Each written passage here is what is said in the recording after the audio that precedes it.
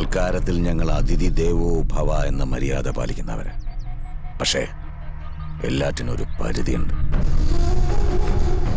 അകത്തിട്ട് കൊല്ലേണ്ടതായിരുന്നു. അന്നപൂർണേശ്വരി കുടികൊള്ളുന്ന തറവാടേത്. അവിടെ രക്തം വീണ അന്നപൂർണേശ്വരി രുദ്രകാളിയായി പാവം മാറും. അതുകൊണ്ട്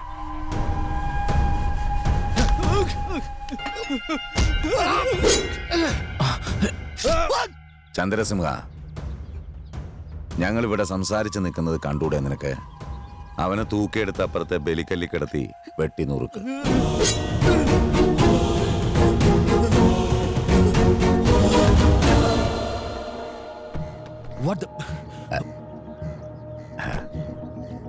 പോകുന്ന വഴിക്ക് നല്ലൊരു ഹോട്ടലില്ലാത്തതുകൊണ്ട് അൽവയും തൈര് സാധവും വെച്ചിട്ടുണ്ട്.